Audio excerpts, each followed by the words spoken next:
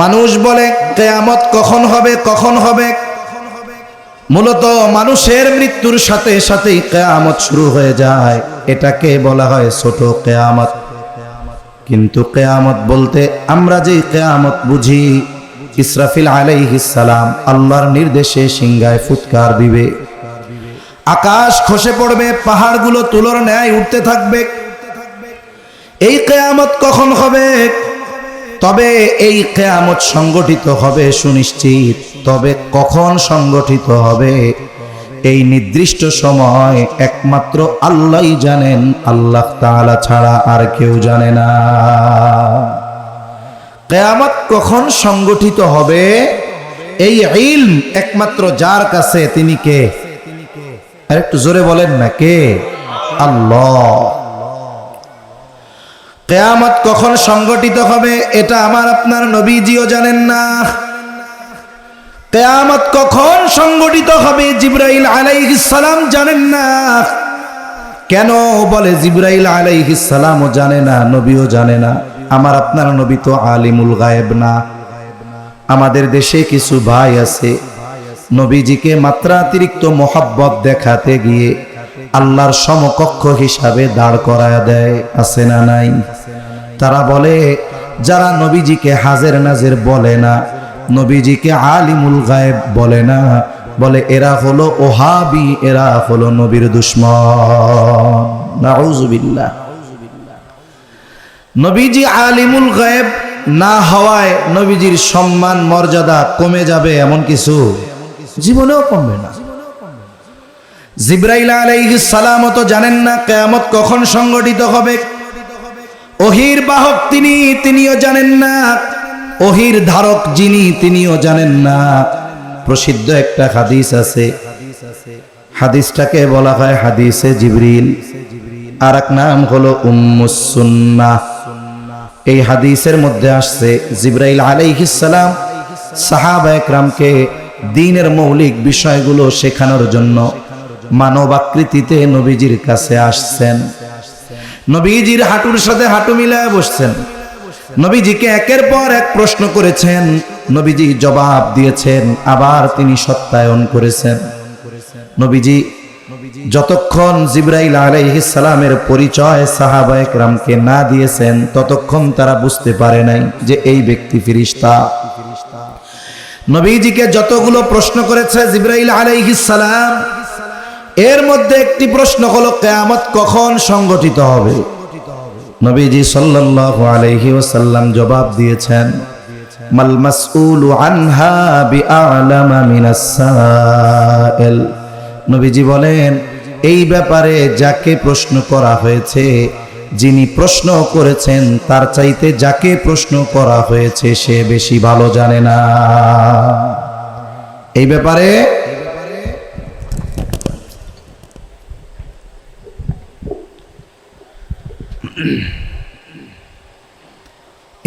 যাকে প্রশ্ন করা হয়েছে তিনি প্রশ্নকারীর চাইতে বেশি জানেন না।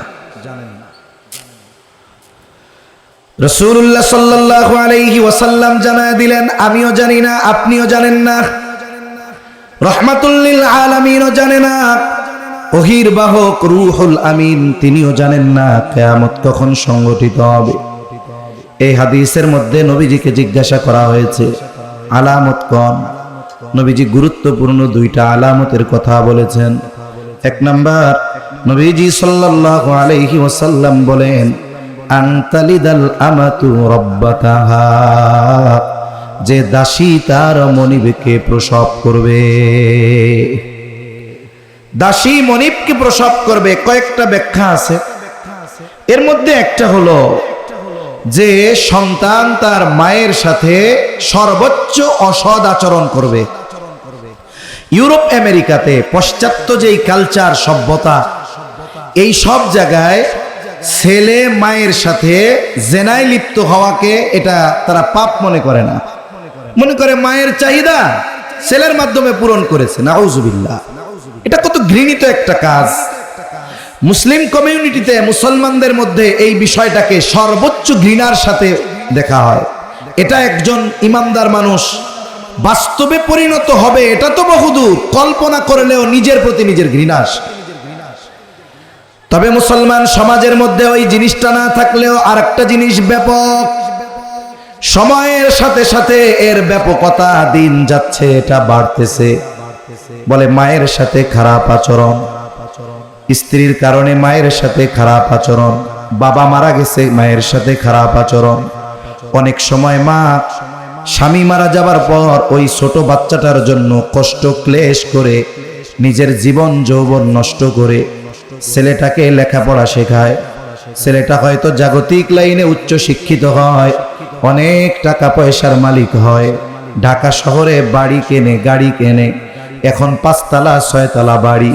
দেখা যায় জীবনের একটা পর্যায়ে এসে ওই সন্তান যাকে সে জীবনের সব কিছু ত্যাগ করে বড় বানাইলো, ওই সন্তানের 5 তলা বাড়ির গাছতলায়ও মায়ের জায়গা হয় না। অনেক জায়গায় এমনও দেখছি গোয়াল ঘরের মধ্যে মাকে রেখে দিছে, মাকে বোঝা মনে হয়েছে স্ত্রীদের কথায়, ওই মাকে নিয়ে নির্জনে ফেলায় রাখছে। এরকম ঘটনা মুসলমান সমাজের মধ্যে ঘটে কি ঘটে না? এগুলো কিয়ামতের আলামত। বলে এই বিষয়গুলো যত বেশি সংগঠিত হবে, মনে রাখতে হবে কিয়ামত তত নিকটবর্তী হবে। এই হাদিসের অংশটা বলার উদ্দেশ্য হলো কিয়ামত কখন সংগঠিত হবে এটা নবীজিও জানেন না, জিবরাইল আলাইহিস সালামও জানেন না। তবে নবীজি সাল্লাল্লাহু আলাইহি ওয়াসাল্লাম আমাদেরকে অনেক আলামতের কথা জানায় দিয়েছেন, ছোট বড় অনেক আলামতের কথা নবী জানায় দিয়েছেন। ওই আলামত সম্পৃক্ত একটি হাদিসও আপনাদের খেদমতে পাঠ করেছি।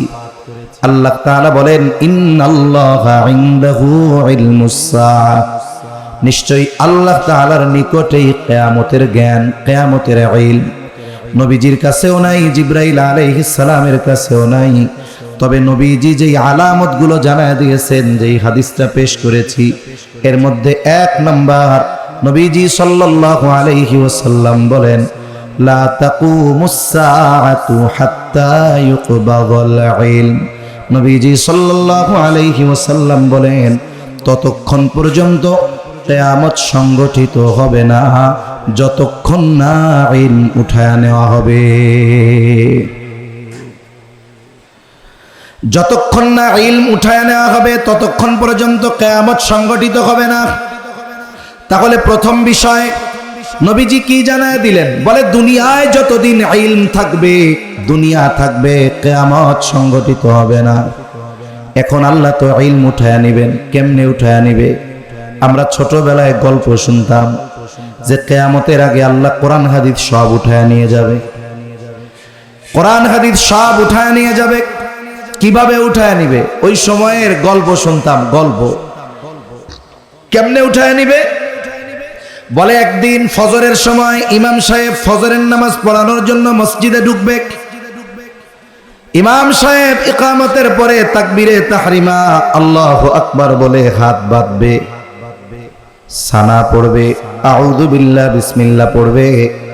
বলেন তো এরপরে কোন সূরা পড়বে? সেই সূরার নাম কি? সূরা ফাতিহা। কিন্তু অবস্থা এমন, ইমাম সাহেব পড়বে না, ঠায় দাঁড়িয়ে থাকবে। এখন ইমাম সাহেব যদি কোনো কিছু ভুল করে, কেরাতে যদি ভুল করে, নামাজে যদি ভুল করে, বসার কথা দাঁড়ায় যায়, দাঁড়ানোর কথা যদি বসে থাকে, বলেন তো পেছন থেকে ভুল সংশোধন করবে কে? সতর্ক করে দেয় যে ইমাম সাহেব ভুল কিন্তু হইতেছে, তাসবিহ পাঠ করার কথা আছে, সুবহানাল্লাহ বলবে, তবে আল্লাহু আকবারও বলা যাবে। কিন্তু সমস্যা হলো আমাদের সমাজে যখন কোনো আমল চলতে থাকে, আমলটা যদি সুন্নাহ বিহীন না হয়, যদি সুন্নাহ কোনো আমল শুরু করা হয়, অনেক সময় মানুষ ফিতনার মধ্যে পড়ে যায়। আমরা তো শুনে আসছি আল্লাহু আকবার বলে, এটা তো বলা যাবে, অসুবিধা নেই। তবে সুবহানাল্লাহ বলা এটাই হাদিসের আমল। যদি শুরু করা যায় কোথাও, ফিতনার আশঙ্কা না থাকে, শুরু করে দিবে, অসুবিধা নেই। তবে কিছু ভাই বলে আল্লাহু আকবার বললে হবেই না, সুবহানাল্লাহই বলতে হবে। আমার সেই ভাইয়েরা একটু কঠোরতা করে ফেলেন, এটা ঠিক নয়। তাই ইমাম সাহেবকে তাকবীর বা তাসবিহের মাধ্যমে স্মরণ করায় দেওয়া হয় ভুল হচ্ছে, অথবা কেরাতে যখন ভুল হয়, এই যে রোজার মাসে যখন আমরা খতমে তারাবি পড়ি, হাফেজ সাহেব তিলাওয়াত করতেছে, শব্দ ছুটে গেছে, ভুল গেছে, মুসাব্বা খেয়ে আর এক জায়গায় চলে গেছে, পেছন থেকে আর একজন ধরায় দেয়, স্মরণ করায় দেয়, অথবা উনি পরের রাকাতে উঠছেন, সূরা ফাতিহা পড়ে পরের পৃষ্ঠা শুরু করবে, মনে করতে পারে না, পেছন থেকে হাফেজ সাহেব ধরায় দেয়। এখন মুক্তাদির অবস্থাও ইমামের মতো, সূরা ফাতিহা ইমামও যেমন পড়তে পারে না, মুক্তাদিও দাঁড়ায় আছে। এগুলো গল্প কইতেছি আর কি, যা শুনছি। এখন ইমামও কইতে পারে না, মুক্তাদিও কইতে পারে না। এইবার ইমাম সাহেব নামাজ ছেড়ে দিয়া মসজিদের তাকে কোরআন দেখে সূরা ফাতিহার উপরে একটু নজর বুলাবে, যে কি ব্যাপার, ভুলা গেলাম কেন। বলে এইবার এই উদ্দেশ্যে উনি যখন কোরআনুল কারীম হাতে নিবে, হাতে নিয়ে দেখবে কোরআনের কোথাও কোনো লেখা নাই, কালো লেখাগুলো সব সাদা হয়ে গেছে, কাগজগুলো সাদা হয়ে গেছে, হাদিসের পাতায় কোনো লেখা নাই, সব লেখাগুলো উঠে গেছে। তার মানে আগে বলতো যে কোরআনুল কারীমের লেখা, হাদিসের লেখাগুলো আল্লাহ এক রাতে উঠায় নিয়ে যাবে, এইভাবে আল্লাহ ইলম উঠায় নিবে। কিন্তু নবীজি সাল্লাল্লাহু আলাইহি ওয়াসাল্লাম জানায় দেন, আল্লাহ তাআলা এইভাবে ইলম উঠায় নেবেন না। ইন্নাল্লাহা লা ইয়াকবিদুল ইলমা ইনতিজাআন ইয়ানতাজিউহু মিনান নাস। আল্লাহ তাআলা মানুষের অন্তর থেকে, আর এক জায়গায় আসছে মিনাল ইবাদ, তার বান্দার অন্তর থেকে আল্লাহ একত্রে ইলম উঠায় নেবেন না। এমনটা হবে না এক রাত্রে কোরআনের লেখা সব উঠে যাবে, হাদিসের লেখা সব এক রাত্রে মুছে যাবে, এমনটা হবে না। তাইলে ইলম আল্লাহ কিভাবে উঠায় নিবে? নবীজি সাল্লাল্লাহু আলাইহি ওয়াসাল্লাম বলেন, ওয়ালাকিন ইয়াকবিদুল ইলমা বিকবদিল উলামা। বরং আল্লাহ তাআলা আলেমদেরকে উঠিয়ে নেওয়ার মাধ্যমে ইলম উঠায় নিবে। তাহলে কিয়ামতের আগে ইলম আল্লাহ তাআলা উঠায় নিবেন, আর ইলম না উঠায় নেওয়া পর্যন্ত কিয়ামত হবে না। আর ইলম আল্লাহ কিভাবে উঠায় নিবে? একসাথে একত্রে উঠাবে না, বরং আল্লাহ তাআলা মুহাক্কিক উলামায়ে কেরাম আলেমদেরকে উঠিয়ে নিয়ে যাওয়ার মাধ্যমে আল্লাহ ইলম উঠায় নিবে। এখন বলেন তো ওই সময় পরিস্থিতি কি হবে?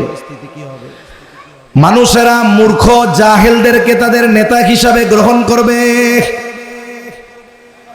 ওই জাহেলের কাছে ফতোয়া জিজ্ঞাসা করবে, আর জাহেল সব জানতা হয়ে ফতোয়াগুলো উত্তর দিয়ে দিবে।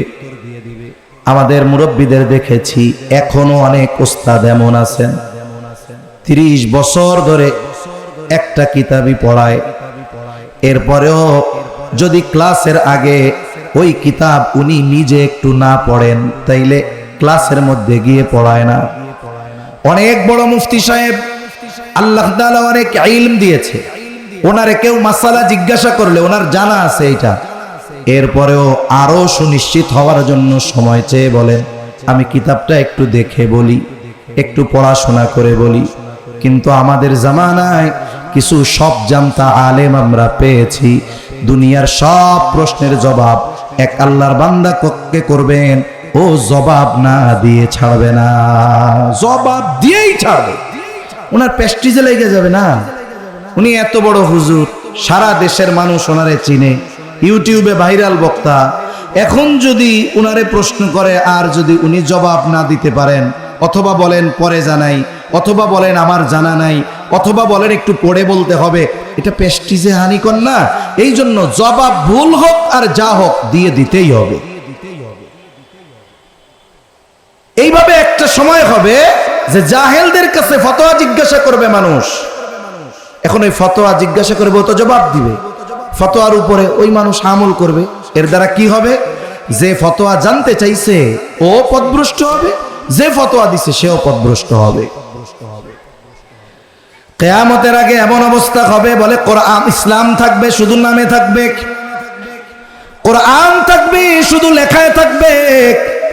আলী রাদিয়াল্লাহু তাআলা আনহু থেকে বর্ণিত হাদিস, নবীজি সাল্লাল্লাহু আলাইহি ওয়াসাল্লাম বলেন, ইউশিকু আইয়াতিয়া আলান নাসি জামান, লা ইয়াবকা মিনাল ইসলাম ইল্লা ইসমুহু ওয়া লা ইয়াবকা মিনাল কুরআনি ইল্লা রাসমুহু।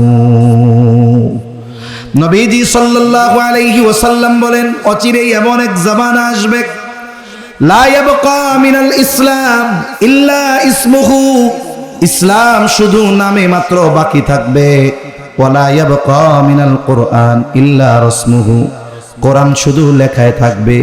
তার মানে মানুষ তার ধর্মীয় পরিচয় দিবে ইসলাম, কিন্তু তার ব্যক্তিগত জীবন থেকে নিয়ে রাষ্ট্রীয় জীবন পর্যন্ত ইসলাম খুঁজে পাওয়া যাবে না। নামে থাকবে ইসলাম কিন্তু কাজে ইসলাম থাকবে না। আমাদের ব্যক্তিগত জীবনে না আছে পূর্ণাঙ্গ ইসলাম, অর্থনৈতিক জীবনে না আছে পূর্ণাঙ্গ ইসলাম, সামাজিক জীবনে না আছে পূর্ণাঙ্গ ইসলাম, পারিবারিক জীবনে না আছে পূর্ণাঙ্গ ইসলাম, অর্থনৈতিক জীবনে না আছে পূর্ণাঙ্গ ইসলাম, রাষ্ট্রীয়ভাবে না আছে পূর্ণাঙ্গ ইসলাম। কোথাও পূর্ণাঙ্গ ইসলাম নাই। শুধু আমরা নিজেদের মুসলিম হিসাবে পরিচয় দেই, কেউ জিজ্ঞাসা করলে বলি যে আমার দ্বীন ইসলাম, কিন্তু ইসলাম আমার মধ্যে কতটুকু আছে এটা জাস্টিফাই করা দরকার। যার যতটুকু সামর্থ্য আল্লাহ দিয়েছেন, কিয়ামতের দিন ওই সামর্থ্যের ব্যাপারে আল্লাহ তাকে জিজ্ঞাসা করবে। যেমন এক হাদিসের মধ্যে আসছে, অন্যায় দেখলে কে কোন ভাবে অন্যায়ের প্রতিরোধ করবে। সবার ক্ষেত্রে এক সিস্টেম না।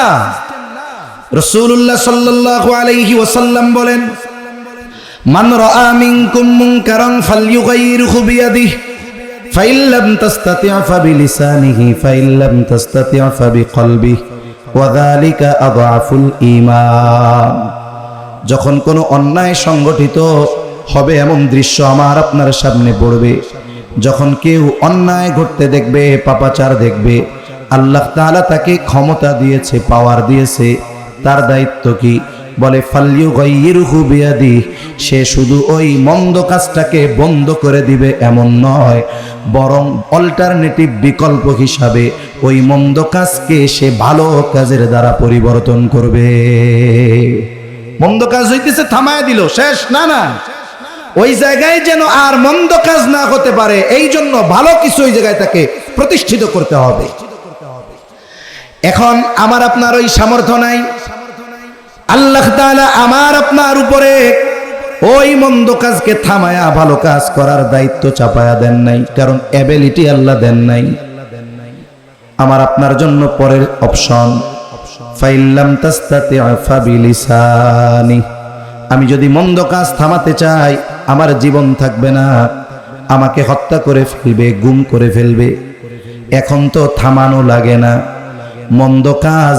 আর যারা মন্দ কাজ করে, যারা দেশের বিরুদ্ধে বলে, ইসলামের বিরুদ্ধে বলে, এই কথাটাও যদি সমাজের মানুষের সামনে বলা হয়, ওই মানুষগুলোর জীবনের কোনো নিরাপত্তা থাকে না। ঠিক না? নিরাপত্তা থাকে না। এই যে আপনাদের গাজীপুরের ইমাম সাহেব বলছে, পৃথিবীর অন্যতম বৃহৎ জঙ্গি সংগঠন, উগ্রবাদী সংগঠন ইসকনের ব্যাপারে যখন বলছে, মুসল্লিদেরকে সতর্ক করেছে, তখন তাকে সিস্টেমে গুম করে দেশ থেকে পাচার করে হত্যা করার মতো ষড়যন্ত্র তারা করছে। অথচ রাষ্ট্রীয়ভাবে এই পদক্ষেপগুলো নেওয়া দরকার ছিল। ইসকন শুধু ইসলাম আর মুসলমানদের দুশমন নয়, ইসকন গোটা বাংলাদেশের দুশমন। ঠিক কিনা বলে? তারা এই বাংলাদেশে বসে স্বাধীন বাংলাদেশে বসে অখণ্ড ভারতের পরিকল্পনা করে। তার মানে আমাদের সার্বভৌমত্বের উপরে তারা আঘাত করে। এর চাইতে দেশদ্রোহী হওয়ার জন্য আর কোনো অপরাধের প্রয়োজন থাকে না। একটা সংগঠন নিষিদ্ধ হওয়ার জন্য এর চাইতে বড় আর কিছুর প্রয়োজন হয় না। অথচ আফসোস, এ ব্যাপারে আমাদের দায়িত্বশীল যারা আছেন, রাষ্ট্রের সর্বোচ্চ পর্যায় থেকে নিয়ে একেবারে নিম্ন পর্যন্ত সবাই অবহেলার মধ্যে আছেন। সবাই সিস্টেমে থাকে কেমনে হুজুরদের পেটানো যায়, কেমনে হুজুরদের সাইজ করা যায়, সবার চিন্তাধারা এরকম। এখন আমরা সতর্ক করি, আমাদের জীবনের নিরাপত্তা নাই, কোন সময় কারে গুম করে ফেলে, খুন করে ফেলে তার ঠিক নাই। যারা এদেশের আদালতে গিয়ে একজন আইনজীবীকে প্রকাশ্য দিবালোকে প্রকাশ্য ধারালো অস্ত্র দিয়ে নৃশংসভাবে হত্যা করতে পারে, এই সংগঠনে যারা আছে অথবা এই সংগঠনকে জঙ্গি সংগঠন, নিষিদ্ধ সংগঠন ঘোষণা করতে সরকারের বাধা কোথায়, এটা আমাদের বুঝে আসে না, এটা আমাদের বুঝে আসে না। এজন্য সম্মানিত উপস্থিতি, আমাদের বিরোধিতা, আমরা বলি ইতিহাস, হাজার বছরের ইতিহাস, মুসলিম এবং হিন্দুরা শান্তিপূর্ণ সহ অবস্থানে শতাব্দীর পর শতাব্দী পার করেছে। আর এই ইসকন কতশো বছর আগে, বলে 100 বছর হয় নাই, 1966 সালে ইসকন প্রতিষ্ঠিত হয়েছে। হিন্দু ধর্মের এক মডারেট আধুনিক ভার্সন। কারণ দেখেন না, এই জামানায় সাহাবায়ে কেরাম, তাবেঈন, তাবেঈনদের ইসলাম ইয়াং জেনারেশন সহজে মানতে চায় না। এরা চায় মডারেট মুসলমান, শয়তানও খুশি থাকবে, আল্লাহও খুশি থাকবে, তারা এরকম ইসলাম চায়। তা হিন্দু ধর্মের একটা শাখা এই ইসকন, যারা আধুনিক এক ধর্মমত নিয়ে আসছে। হিন্দু ধর্মের মানুষেরা যেই দেবদেবীর পুজো করে, ওরা তাদের উপাসনা করে না, ওরা শ্রীকৃষ্ণকে তাদের ভগবান হিসাবে বলে। এবং বাংলাদেশে শত শত ঘটনা এরকম আছে, ইসকন যারা, এরা সনাতনী হিন্দুদের মন্দির জমি দখল করে ওইখানে তারা তাদের স্থাপনা করে তুলছে। এরকম ঘটনা হাজারো আছে। অনলাইনে দেখেন, সার্চ দেন, এক হিন্দুর বক্তব্য শুনতেছি, সে বলতেছে আমরা হিন্দু মুসলিম ভাই ভাই, আমরা শান্তিপূর্ণ সহ অবস্থানে বিশ্বাসী, একসাথে থাকি, একে অপরের সাথে দ্বন্দ্ব নাই। বলে আমাদের উভয়ের শত্রু হলো ইসকন। মনে রাখতে হবে, এটার মূল গোড়া হলো ইসরায়েল। এটার মূল গোড়া কোথায়? ইসরায়েল। এটার প্রতিষ্ঠাতা যে কোন তথ্য বলে সে মোসাদের এজেন্ট। এজন্য এই দেশে অনাকাঙ্ক্ষিত ঘটনা, নাশকতামূলক ঘটনা এবং বাংলাদেশের ইমেজ, ওলামা একরামের ইমেজ, ইসলামের ইমেজকে ক্ষুণ্ণ করার জন্য আন্তর্জাতিকভাবে এদের ষড়যন্ত্র চলতেছে। এজন্য এই দেশকে যারা ভালোবাসে, মুসলিম হোক আর অমুসলিম হোক, সকলকে ইসকনের ব্যাপারে সর্বোচ্চ সতর্ক থাকতে হবে। এটা একজন দেশপ্রেমিক মানুষের যেমন করণীয়, এটা ইমানদার ব্যক্তির যেমন করণীয়, একজন দেশপ্রেমিক মানুষের ওই ব্যাপারে সর্বোচ্চ সতর্ক থাকা দরকার। এক কথা থেকে অনেক দূর চলে গেলাম, যে বাধা যে দিবেন, আপনার তো জীবনের নিশ্চয়তা নাই, আপনার উপরে এটা চাপায় দেওয়া হয় নাই। আপনি কি করেন? জবান দিয়ে এই ক্ষতির কথা বলেন, এই পাপের বিরুদ্ধে বলেন, এটার ক্ষতির কথা আপনি তুলে ধরেন। আপনি আপনার অবস্থান এবং সামর্থ্য ভাষার মাধ্যমে আপনি তাদের এই কাজের বিরুদ্ধে বলেন, ভালো কাজের দাওয়াত দেন। এখন জবান দিয়ে এই কাজের নিষিদ্ধ করব, বাধা দিব, বলে এতে তো আমার জীবনের কোনো নিরাপত্তা নাই। এরপরে নবীজি বলেন, ফাইল্লাম তাস্তাতি' ফাবিকলবি ওয়াযালিকা আযআফুল ঈমান। হাত দিয়ে কাজকে বন্ধ করে ভালো কাজ ওইখানে প্রতিষ্ঠিত করার ক্ষমতা নাই। জবান দিয়ে বললে জীবনের নিরাপত্তা নাই, তাহলে কমপক্ষে ওই কাজের বিরোধিতা তো নিজে করতে হবে। সাথে সাথে এই ফিকির আর প্রচেষ্টা নিজের থেকে রাখতে হবে যে এই কাজটা যেন বন্ধ হয়, এখানে যেন ভালো কাজ হয়। সামাজিকভাবে মানুষকে নিয়ে সতর্ক করতে হবে, সাথে সাথে আল্লাহ তাআলার কাছে সাহায্য প্রার্থনা করতে হবে। মন্দ কাজ বন্ধ করার জন্য এই প্রচেষ্টাগুলো আমাদের করতে হবে। কিন্তু আফসোস, আমরা আমাদের অবস্থান থেকেও এই ধরনের মন্দ কাজ বন্ধ করার চেষ্টা ধারাবাহিকভাবে অব্যাহত রাখি না। এটা আমাদের জন্য বড় আফসোসের বিষয়। এই কথাই গেছিলাম কোন জায়গা থেকে, যে ইসলাম নামে মাত্র থাকবে, সামাজিকভাবে নাই, রাষ্ট্রীয়ভাবে নাই, নিজে ইসলামের উপরে নাই, ইসলাম মান্য করার পক্ষে নাই, বরং ইসলাম প্রতিষ্ঠা করব কোথায়, নিজেই ইসলাম মানি না। ইসলামের পক্ষে বলাটাও এখন কঠিন হয়ে গেছে, জীবনের নিরাপত্তা নাই। তাহলে নবীজি বলেন, অচিরেই এমন এক জামানা আসবে যখন ইসলাম শুধু নামে মাত্র থাকবে। ব্যক্তিগত জীবনে ইসলাম আছে, সামাজিক জীবনে ইসলাম আছে। বলে বিবাহ শাদীর মধ্যে ইসলাম আছে না নাই? এত আস্তে কইছেন নাই মনে হয়, জোরে বলেন আছে না নাই? শামসুল হক ফরিদপুরি রহমাতুল্লাহি আলাইহি আদর্শ পারিবারিক জীবন একটা কিতাব লিখছেন, বই। এই বইয়ের মধ্যে উনি ওনার ভাষায় সুন্দরভাবে একেবারে বিবাহের শুরু থেকে নিয়ে শেষ পর্যন্ত কি কি করণীয়, মুসলিম সমাজে কি কি চলে, কোন কাজগুলো হিন্দুয়ানা কাজ, কোন কাজগুলো অমুসলিমদের কাজ সুন্দরভাবে বর্ণনা করছে। কিন্তু আফসোসের বিষয় যে ইসলাম আমাকে কন্যা দেখা থেকে শুরু করে নিয়ে শেষ অবধি সকল সমাধান দিয়েছে। বলে একটা বিবাহের মধ্যে ইসলাম থাকে মুসলমানদের, বলে তার 2 মিনিট। কয় মিনিট থাকে জোরে গণ? 2 মিনিট ইসলাম থাকে। কোন 2 মিনিট? বলে মেয়ে দেখা থেকে নিয়ে শুরু করে কোথাও ইসলাম নাই। 2 মিনিট যেই ইসলাম থাকে সেটা হলো ইমাম সাহেবকে ডাক দিয়া বিয়াটা পড়াইয়া খুতবা দিয়া দোয়া করাইয়া এবার হুজুরের কয় হুজুর আপনি চলে যান, এই পরিবেশ আপনার না, ঠিক না? শেষ। তাইলে গোটা প্যাকেজের মধ্যে ইসলাম হলো 2 মিনিট, অথচ আদর্শ সন্তান পাওয়া, আদর্শ পরিবার গঠনের, আদর্শ দেশ গঠনের অন্যতম ভূমিকা রাখে একটা বিবাহ। এটাই যদি দিনহীন হয় তাহলে আগামী প্রজন্ম দিনের উপরে থাকবে কেমনে? যদি অবস্থা এমন হয় তাহলে কেন অমুসলিমদের সাথে মুসলমান ঘরের মেয়েরা ফাঁদে পড়ে প্রেমের সম্পর্কে জড়িয়ে ধর্ষিতা কেন হবে না? আমাদের সমাজে ইসলাম নাই, পরিবারে ইসলাম নাই, নিজেও মানে না, অধীনস্থদেরকেও ইসলামের উপরে চলার ব্যাপারে কোনো গুরুত্ব দেয় না। সবার শুধু ক্যারিয়ার, যে তুমি কত বড় হতে পারবা, তোমার রেজাল্ট কি হলো, কোন স্কুলে ভর্তি হতে পারলা, এগুলোই আমাদের জীবনের মূল এক মিশন হয়ে গেছে। অথচ আখিরাতে সফলতার জন্য ইসলামের উপরে প্রতিষ্ঠিত হওয়ার দরকার ছিল, সে ব্যাপারে আমাদের কিছু চিন্তাও নেই। এটা আফসোসের ব্যাপার। তাহলে নবীজি বলেন ইসলাম এটা নামে মাত্র থাকবে, কোরআন এটা শুধু লেখায় থাকবে। একটা সময় আমরাও ছোটবেলা দেখেছি কোরআনের পাতাগুলো ঝকঝকে ছিল না, লেখাগুলো ঝকঝকে ছিল না। নিউজ প্রিন্ট পাতায় থাকতো কোরআন লেখা, মানুষ পড়তো, কিন্তু সময়ের সাথে সাথে বাইন্ডিং কত সুন্দর, পেজগুলো কত সুন্দর। বলে 4 কালারের লেখা, ওয়াজিব গুন্না হলে 1 কালার, একফা গুন্না হইলে আরেক কালার। পাতাগুলো এত সুন্দর, ওয়াটারপ্রুফ, পানিতে ভিজলেও কিছু হয় না।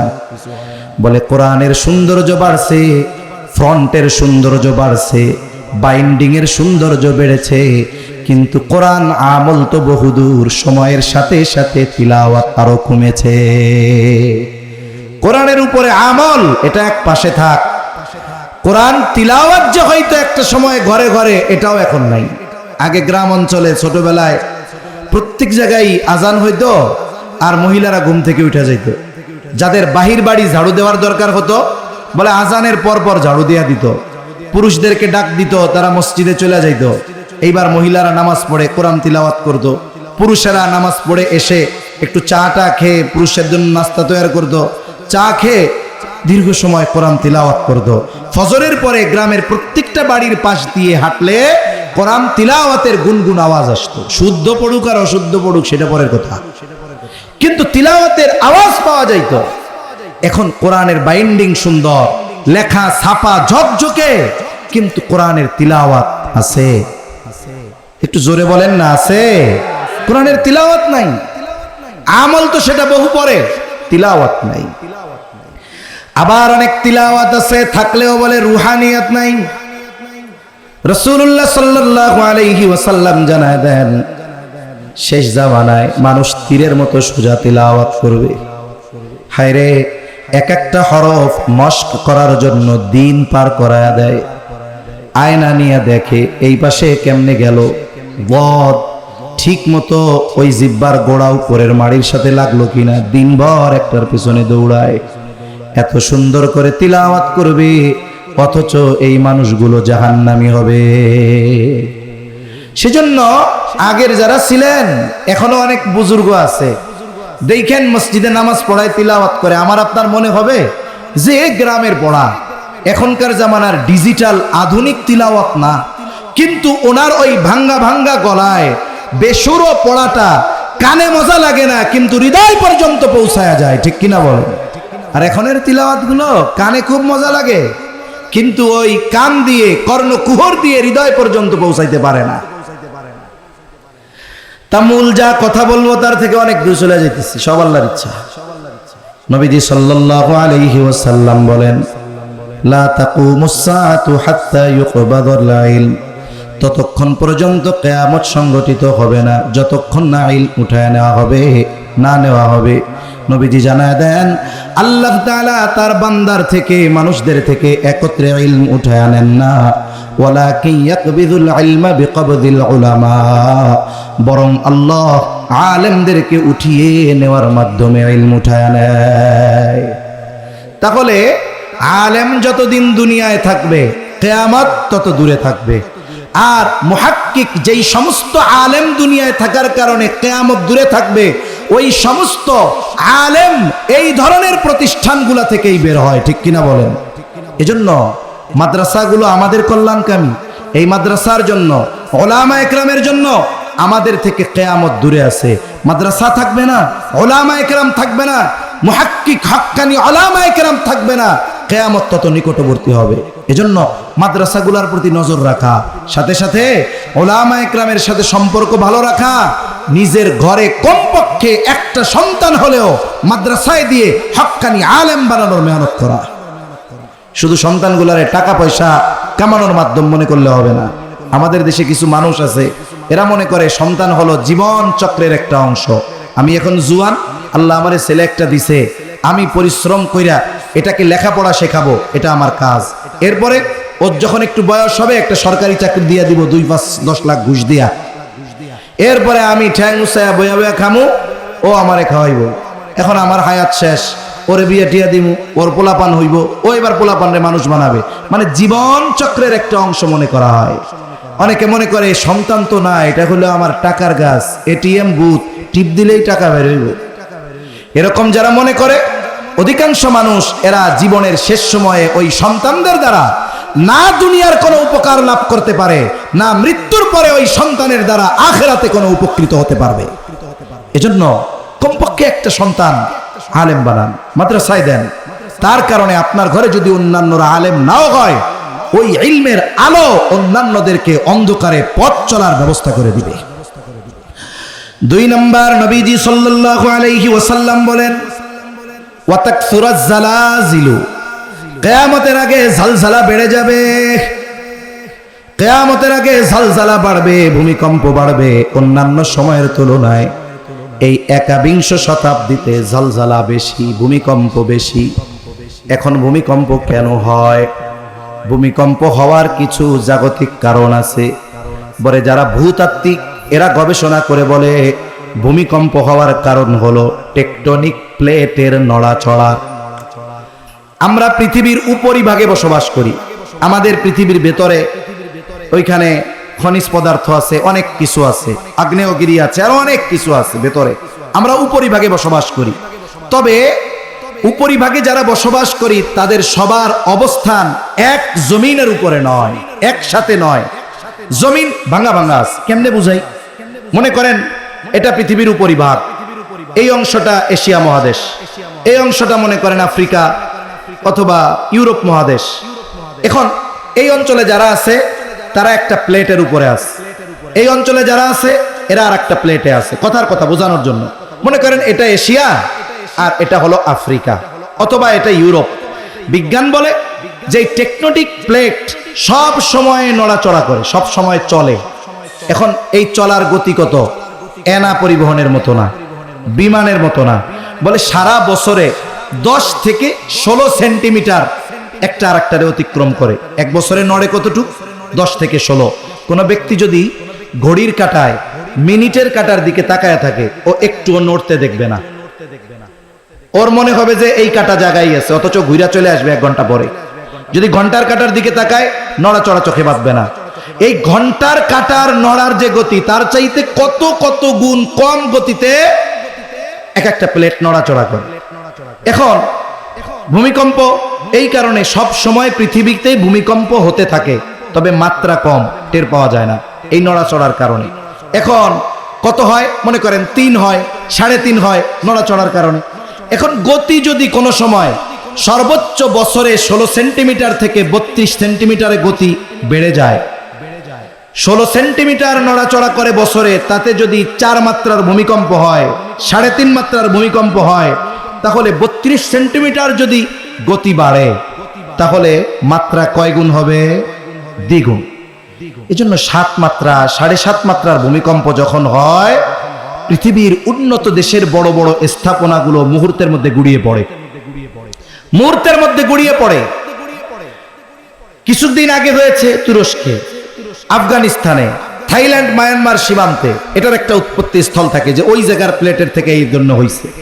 এটা তো জাগতিক কারণ, কিন্তু ইমানদার এই জাগতিক এই বিপর্যয়, এই মুসিবতকে শুধু জাগতিক কারণ দ্বারা বিশ্লেষণ করে না, বরং এই ধরনের বিপর্যয় মুসিবতকে একজন ইমানদার কোরআন সুন্নাহর দৃষ্টি দিয়ে জাস্টিফাই করে। এটা এখন কেন হয়? এই যে বেশি ভূমিকম্প কেন হয়? এক নম্বর জাগতিক কারণ পাইলাম। আল্লাহ তাআলা কোরআনুল কারীমের মধ্যে বলেন, যাহারাল ফাসাদু ফিল বাররি ওয়াল বাহরি বিমা কাসাবাত আইদিন নাস। আল্লাহ তাআলা বলেন, জল স্থলে যত রকমের বিপর্যয়, এগুলো সব মানুষের হাতের কামাই। ভূমিকম্প, আইলা লাইলা, সিডর, অতিবৃষ্টি, অনাবৃষ্টি, অতি খরা, এগুলো সব আমাদের হাতের কামাই। তার মানে এগুলো হয় পাপের কারণে। আল্লাহ তাআলা আমাদের পাপের কারণে সাময়িক কিছু শাস্তি আমাদের দেন, তবে আল্লাহ তাআলা এই শাস্তি দিয়ে আমাদেরকে সমূলে ধ্বংস করে দিতে চান না। আমাদের এই বদ আমলের কারণে আল্লাহ তাআলা কিছু শাস্তি দিয়ে মূলত আমাদেরকে আমাদের মূল গন্তব্যের কথা স্মরণ করায় দেয়। অনেক সময় মাদ্রাসায় হোক, স্কুলে হোক বা বাসায় হোক, কারো সন্তান অথবা ছাত্র যদি উল্টাপাল্টা করে, বলেন তো বাবা ওস্তাদ ওই ছাত্র অথবা সন্তানকে শাস্তি দেয় কি দেয় না? মাইর লাগায়, অনেক সময় ধমক দেয়, প্রয়োজনে একটু মাইরও দেয়। ওই সময় তো সন্তান অথবা ছাত্র মনে করে, দেখছো আমারে মারলো, মনে মনে হয়তো দুই চারটে বকাও দিয়া দেয়, ঠিক না? কিন্তু বলেন তো ওস্তাদ যে তার ছাত্রকে একটু শাসন করলো, মায়ের দিল, পিতা যে তার সন্তানকে একটু শাসন করলো, মায়ের দিল, এটা কি ছাত্র আর সন্তানের খারাপের জন্য নাকি? ভাই সাউন্ড আর একটু বাড়ান, এই ভাইজান ভেতরের আওয়াজটা বাড়ান। এই যে শাস্তি দিল, এটা কি তার খারাপের জন্য দিছে না ভালোর জন্য? ওই অন্যায় যদি কেউ করে, বাহিরের কেউ ওই ছাত্ররে পিটাবে? পিটাবে না, কারণ বাহিরের মানুষ তো তার কল্যাণকামী না। এক বাবার সন্তান অপরাধ করছে, বাহিরের মানুষ তাকে শাস্তি দিবে না কেন? বলে ওই লোক তো কল্যাণকামী না, তার বাবা কল্যাণকামী, এজন্য একটু শাস্তি দিছে। কেন? বলে ওই মন্দ কাজ যেন সে আর না করে। আল্লাহ তাআলা মূলত শাস্তি দিয়ে আমাদেরকে শেষ করে দিতে চান না। লিউযীকাহুম বা'দাল্লাযী আমিলু লাআল্লাহুম ইয়ারজিউন। আল্লাহ তাআলা কেন শাস্তি দেন? যাতে করে আমরা আল্লাহর দিকে প্রত্যাবর্তন করি, আমরা আল্লাহর দিকে ফিরে আসি। এই জন্য আল্লাহ তাআলা সাময়িক শাস্তি দিয়ে বান্দাকে সতর্ক করে দেয়, বান্দা তুমি পাপাচারে নিমজ্জিত হয়েও না, অন্যায়ের মধ্যে নিমজ্জিত হয়েও না, তুমি যথা দ্রুত সম্ভব আমি আল্লাহর দিকে তুমি ফিরে আসো। তাহলে ভূমিকম্প হওয়ার অন্যতম কারণ কি? মানুষের পাপ। সময়ের সাথে সাথে মানুষের পাপাচার অনাচার বাড়বে, এটা স্বাভাবিক। কিয়ামত নিকটবর্তী হবে, ভূমিকম্প বাড়বে, তবে আমাদের কি করণীয়? বলে পাপাচার বাড়ে বাড়ুক, সেটা পরের কথা, কিন্তু পাপাচার যেন আমার আপনার মাধ্যমে না হয়। এই ভূমিকম্প হওয়ার কারণ যেটা, সেটা যেন আমার মধ্যে না থাকে। আল্লাহ তৌফিক দান করেন, আমিন। 3 নাম্বার, নবীজি সাল্লাল্লাহু আলাইহি ওয়াসাল্লাম বলেন, ওয়া তাকারাবাজ জামান, সময় নিকটবর্তী হয়ে যাবে, এক জুমা থেকে আরেক জুমা তাড়াতাড়ি চলে আসবে। আখিরুজ জামানে এমনটা হবে, একটা বছরকে মনে হবে মাসের মতো, মাসকে মনে হবে সপ্তাহের মতো, সপ্তাহকে মনে হবে দিনের মতো, দিনকে মনে হবে ঘন্টার মতো, ঘন্টাকে মনে হবে মিনিটের মতো, মিনিটকে মনে হবে সেকেন্ডের মতো, আগুনের স্ফুলিঙ্গের মতো, মুহূর্তের ভিতরে সময় চলে যাবে। মুহাদ্দিসিনে কেরাম বলেন, এর দ্বারা মূল কথা হলো সময় থেকে বরকত উঠে যাবে, সময় থেকে বরকত উঠে যাবে। সময় থেকে বরকত উঠে যায় কেন? বলে সময়ের সদ্ব্যবহার না করার কারণে। আমাদের জীবনে আল্লাহ আমাদের যত নেয়ামত দিয়েছেন, এর মধ্যে অন্যতম নেয়ামত হলো হায়াত, সময়। এই যে বেঁচে আছি, এটা আল্লাহর পক্ষ থেকে নেয়ামত না? যেই মানুষগুলো হায়াতের সদ্ব্যবহার করে না, এই সময়ের মূল্যায়ন করে না। এই মানুষগুলো মরার পরে আল্লাহর কাছে একটু সময় চায়, কিন্তু আল্লাহ তাকে দিবে না। যেই মানুষগুলো এই দুনিয়ার হায়াত, দুনিয়ার সময় হেলায় খেলায় কাটায় দিছে, নেক কাজ করে নাই, ভালো কাজ করে নাই, বন্ধু বান্ধবের আড্ডায় সময়টাকে কাটায় দিছে, গুনার কাজে কাটায় দিছে, হঠাৎ মৃত্যু চলে আসছে। এখন এই মানুষগুলো মারা গেল, বলে মৃত মানুষ তো কথা বলে, তবে দুনিয়ার মানুষ শুনতে পায় না। নবীজি বলেন, যদি মৃত মানুষের কথা দুনিয়ার মানুষ শুনতে পাইত, তাহলে ভয়ে তারা দাফন কাফন বাদ দিয়া দিত। কথা যে বলে আমরা শুনি না, কিন্তু শুনে কে? মুসলিমদের হাতে যত মুসলমান মৃত্যুবরণ করে, এই সংখ্যাটা যত হবে, এখনো যদিও গাজায় যুদ্ধবিরতি বলা হচ্ছে, এটা হলো ইহুদিদের একটা ছলনা। ওরা নবীজির সাথে মুনাফিকি করতে করতে আসছে, ওরা নবীজির সাথে বেঈমানি করতে করতে আসছে, ওয়াদা খেলাফ করতে করতে আসছে। ওরা আল্লাহর সাথে ওয়াদা খেলাফ করে আর দুনিয়ার মানুষের সাথে ওয়াদা রক্ষা করবে, এটা ইহুদিদের স্বভাব, জীবনে হতে পারে না। ফাঁকে ফাঁকে তারা তাদের কাজ চালায়া যাচ্ছে। এখনো এক জায়গায় সবচেয়ে বেশি মুসলমান কাফেরদের হাতে যেখানে মৃত্যুবরণ করে, নিহত হয়, শহীদ হয়, সেই জায়গাটা হলো গাজা। গোটা পৃথিবীতে কাফেরদের হাতে প্রতিদিন যত মুসলমান নিহত হয়, মারা যায়, এর সংখ্যাটা যত, তার চাইতে 10 গুণ বেশি হবে গোটা পৃথিবীতে দৈনিক এক মুসলমান অপর মুসলমানের হাতে হত্যা হয়, এই সংখ্যাটা। তার মানে কাফের যদি দৈনিক 100 জনকে মারে, তাহলে দৈনিক পৃথিবীতে মুসলমানদের হাতে আর এক মুসলমান হত্যা হয় 1000 কমপক্ষে। তাহলে বলেন তো, মুসলিম হত্যা কাফেররা বেশি করে না মুসলমানরা বেশি করে?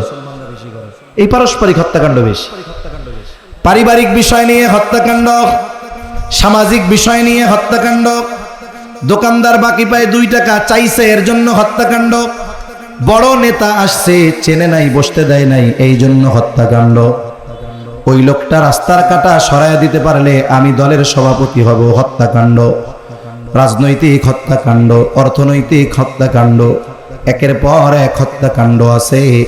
অথচ একজন মুমিনের জীবনের দাম কত বেশি, একজন মুমিনকে হত্যা করা এটা কুফরি। শুধু তাই না, আল্লাহ তাআলাও জানায় দেন, একজন ইমানদারকে যে বিনা কারণে হত্যা করলো, সে কেমন যেন গোটা পৃথিবীর সব মানুষকে হত্যা করলো। রাসূলুল্লাহ সাল্লাল্লাহু আলাইহি ওয়াসাল্লাম বলেন, সিবাবুল মুমিনি ফুসুকুন ওয়া কিতালুহু কুফ।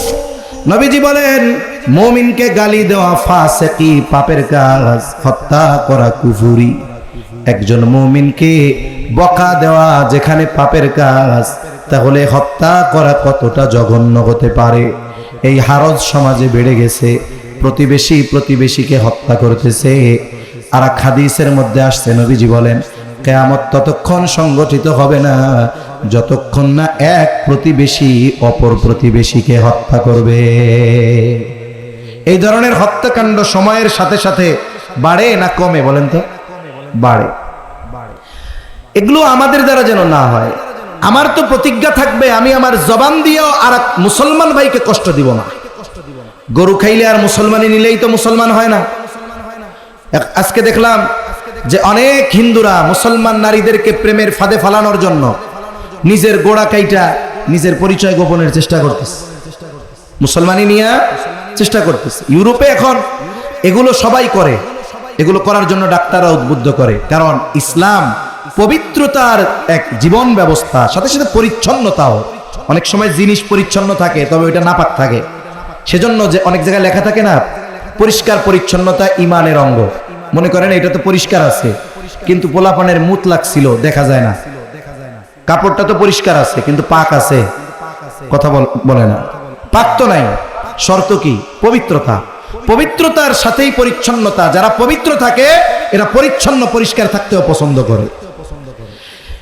এখন ওই গোড়া কাটলে, মুসলমানি করলে এতে কি হয়? এতে পরিচ্ছন্নতা থাকে, নাইলে ভেতরে অনেক ধরনের রোগ হয়। যাই হোক, সেটা ভিন্ন কথা। এই ধরনের কাজ তারা করে নিজেদের পরিচয়কে গোপন করার জন্য। এখন ওই মুসলমানি নিলে আর গরুর গোস্ত খাইলেই কি মুসলমান? প্রকৃত মুসলমান কে? অনেক পরিচয় নবীজি দিয়েছেন, প্রকৃত মুসলমানের পরিচয়। এক হাদিসের মধ্যে নবীজি সাল্লাল্লাহু আলাইহি ওয়াসাল্লাম বলেন, আল মুসলিমু মান সালিমাল মুসলিমুনা মিন লিসানিহি ওয়া ইয়াদিহি। নবীজি বলেন, প্রকৃত মুসলমান হলো সে যার জবান এবং হাতের অনিষ্ট থেকে অপর মুসলমান নিরাপদ থাকে। এখন আমি এক মুসলিমরে গালি দেই, হোক সে আমার বিপক্ষ দলের লোক, তার সাথে আমার মতাদর্শের ভিন্নতা থাকতে পারে, আমার দল আর তার দল এক না হতে পারে, আমার গোত্র আর তার গোত্র এক না হতে পারে, কিন্তু সে মুসলিম, সে ইমানদার, তার ব্যাপারে আমাকে সচেষ্ট থাকতে হবে। আমি তার সমালোচনা কোনো বিষয়ের যদি করতেও যাই, খবরদার বকা দেওয়া যাবে না। এটা মুসলমানের পরিচয় নয়। এজন্য নবীজি বলেন, প্রকৃত মুসলমান হলো সে যার জবান এবং হাতের অনিষ্ট থেকে অপর মুসলমান নিরাপদ থাকে। আমি জবান দিয়ে গালি দিব, আমি জবান দিয়ে গীবত করব, আমি জবান দিয়ে অপবাদ দিব, মুসলমান ভাইয়ের ব্যাপারে মিথ্যা আরোপ করব, আর আমি তাহাজ্জুদ পড়ে মুসলমান হতে চাইব, এটা সম্ভব নয়। এজন্য আরেক মুসলমান যেন আঘাত তো বহুদূর, অন্যায়ভাবে আমার কথার দ্বারাও কোনো যেন একজন মুসলিম ভাই কষ্ট না পায়। ইমানের কারণে, দ্বীনের কারণে বাপের বিরুদ্ধে যেতে হবে, কিন্তু জাগতিক কারণে আমরা যেন অপর মুসলমান ভাইকে কথার দ্বারাও কোনো কষ্ট না দেই। আল্লাহ তৌফিক দান করেন। তাহলে কিয়ামতের আগে পারস্পরিক হত্যাকাণ্ড বেড়ে যাবে। 6 নাম্বার, নবীজি সাল্লাল্লাহু আলাইহি ওয়াসাল্লাম বলেন, মানুষের সম্পদ এত পরিমাণ বেড়ে যাবে, সম্পদ উপচিয়ে পড়বে, সম্পদ এত বেশি মুসলমানদের হবে যে মানুষ দান সাদকা করার জন্য কোনো মানুষ খুঁজে পাবে না। মুহাদ্দিসিনে কেরাম বলেন, এই পরিস্থিতি হবে ঈসা আলাইহিস সালামের জামানায়। দাজ্জালকে হত্যা করবার পর ইসলাম পৃথিবীর আনাচে কানাচে পৌঁছিয়ে যাবে। সারা পৃথিবীতে একটা মানুষ বাকি থাকবে না যে সে মুসলিম নয়। ওই সময় আল্লাহ তাআলা সর্বোচ্চ পরিমাণ বরকত দান করবে, মানুষেরা সম্পদশালী হয়ে যাবে। নবীজি বলেন, এই 6টি বিষয়, এই হাদিসের আলোকে 6টি বিষয় যতক্ষণ সংগঠিত না হবে ততক্ষণ পর্যন্ত কিয়ামত হবে না। এটা কিয়ামতের আলামত। তবে এইগুলো সংগঠিত কখন হবে যিনি জানেন তিনি কে?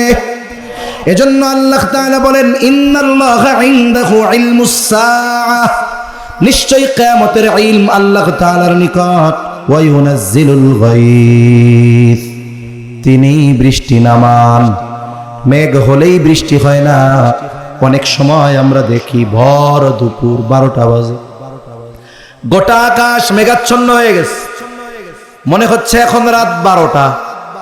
মানুষজন ভীত সন্ত্রস্ত হয়ে বাড়িতে ফিরে যায়, ঘরে ঢুকে যায়, চিন্তা করতেছে যে ঝড় বৃষ্টি হবে, আজকে অবস্থা খারাপ। কিন্তু 10 মিনিট পর, মুহূর্তের ভিতরে গোটা আকাশ আবার পরিষ্কার পরিচ্ছন্ন হয়ে যায়, ঝকঝকে রোদ উঠে যায়। আবার অনেক সময় এমন হয় আকাশে কোনো মেঘ নাই, সূর্যের আলো, ঝকঝকে আলো, প্রখর তাপ দিচ্ছে, আকাশ পরিষ্কার নীল দেখা যায়। কিন্তু 10 মিনিট এমন বৃষ্টি হয়েছে, এক বৃষ্টিতে শুকনা জায়গায় মাজা পানি হয়ে যায়। তাহলে বৃষ্টি এটা মেঘের কারণে হয় না, বরং বৃষ্টি নামান কে? জোরে বলেন কে? আল্লাহ। এরপরে আল্লাহ তাআলা বলেন, ওয়া ইউনাজ্জিলুল গায়থ ওয়া ইয়ালামু মা ফিল আরহাম, আল্লাহ তাআলাই জানেন মায়ের রেহেমে কি আছে, ছেলে না মেয়ে, এটা আল্লাহ জানে। অনেকে বলতে পারে, হুজুর কয় কি, আমার নাতি দুনিয়ায় আসার আগেই তো জানছি এটা পোলা, আপনি এবার কি কইলেন? বলে হ্যাঁ। আপনি জানতে পারছেন কখন? বলে আপনার নাতিকে আল্লাহ তাআলা যখন তার মায়ের গর্ভে একটা স্ট্রাকচার, একটা আকৃতি দিয়েছে, এমনটা তো হয় নাই একবারে পোলা হইয়া পেটের মধ্যে ঢুকছে, এমন কিছু। প্রথমে পিতামাতার মিশ্রিত পানির একটু অংশ, যেটাকে দেখতে হলে মাইক্রোস্কোপ লাগবে, এক ফোঁটা স্পার্মের মধ্যে, বীর্যের মধ্যে কোটি কোটি শুক্রাণু থাকে। এই কোটি কোটি শুক্রাণু থেকে একটা অংশ মায়ের রেহেমে পৌঁছেছে। ওইটা কত ক্ষুদ্র, বলে আমাদের চোখ দিয়ে দেখা সম্ভব নয়। ওইটা মায়ের গর্ভে গেছে। আল্লাহ তাআলা মায়ের মাসিক বন্ধ করে দিয়েছেন। এইবার আল্লাহ সুবহানাহু ওয়া তাআলা ওইটাকে প্রসেস করছেন। ওটা এক সময় একটা রক্তপিণ্ডে পরিণত হয়েছে, এরপরে মাংসপিণ্ডে পরিণত হয়েছে, এরপরে আল্লাহ সুবহানাহু ওয়া তাআলা কমপক্ষে 4 মাস এই প্রসেসিং এর পরে আস্তে আস্তে আল্লাহ তাআলা গঠন দিয়েছেন। বিজ্ঞান বলে প্রায় 6 মাস পরে একটা আকৃতি তার পাওয়া গেছে, যেটা ছেলে হবে না মেয়ে হবে।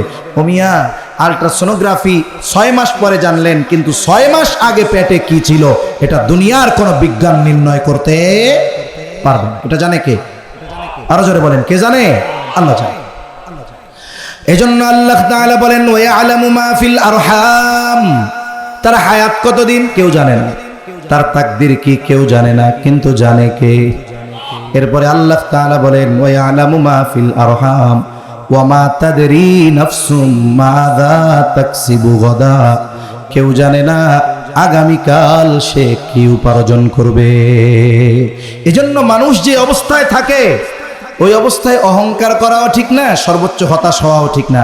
যার আছে সে অহংকার করে, যার নাই সে সর্বোচ্চ হতাশ হয়। কিন্তু বলা যায় না যার আজকে আছে সকালবেলায় তাকে রাস্তায় হাত পাতা লাগতে পারে, যার আজকে সন্ধ্যায় নাই সে আগামী দিন সম্পদের মালিক হয়ে যেতে পারে। এজন্য কবি কত সুন্দর কথা বলে, নদীর এপার ভাঙে ওপার গড়ে, এই তো নদীর খেলা, সকালবেলা ধনীর তুই ফকির সন্ধ্যাবেলা। কেউ জানে না আজকে তার অবস্থা কেমন আর কালকে তার কি হবে, কি উপার্জন করবে, কেউ জানে না।